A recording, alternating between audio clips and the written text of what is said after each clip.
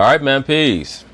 So, brothers, Steph Curry, arguably the greatest shooter in the history of the NBA and the current superstar combo guard of the Golden State Warriors, has decided that he's going to involve himself in the Michael Jordan versus LeBron James debate. He has declared that Michael Jordan is the greatest player of all time and not LeBron James. So, of course, they're going to talk about it, and I'm going to chime in. All right, first up, Steph Curry's top 5. During an event for his upcoming docuseries, Steph Curry named his top 5 NBA players of all time.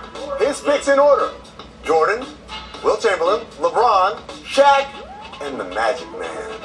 That's not a bad list, because at least all the players in his top 5 I have in my top 10. Now, most of those players I will not have in my top 5. My top 5, once again, is Michael Jordan, Kareem Abdul-Jabbar, Bill Russell, Magic Johnson, Larry Bird. But the other players that he has in his top 5, that being Shaq, Wilt Chamberlain, and LeBron, I at least have in my top 10. I have them anywhere from 6 to 10. But there's no way that I could put Wilt Chamberlain in the top 5 when he got spanked by Bill Russell all the time. And I'm sure that many cats will say, well, that's because Bill Russell had the stacked team. Well, Wilt Chamberlain also had a stacked team. He just did not know how to win. Shaquille O'Neal often had stacked teams. He just did not know how to win.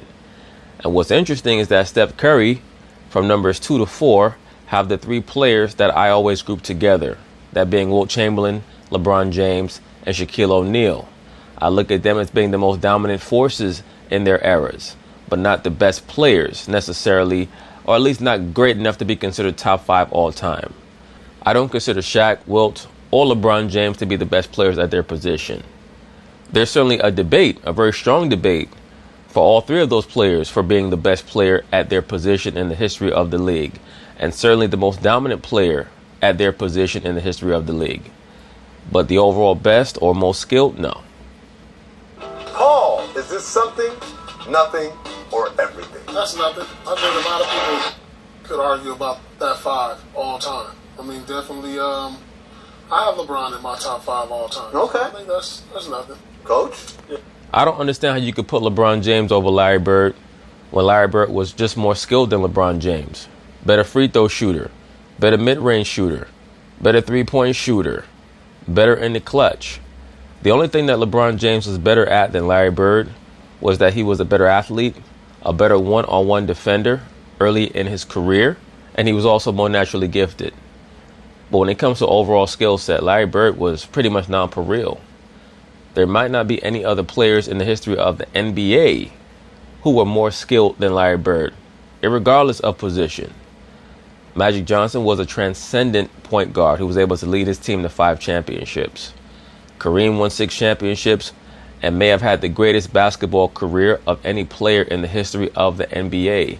The only player to rival him, when we try to ascertain who had the greatest basketball history of any prominent player to ever play, is probably Bill Russell, who also won a state title when he was in California.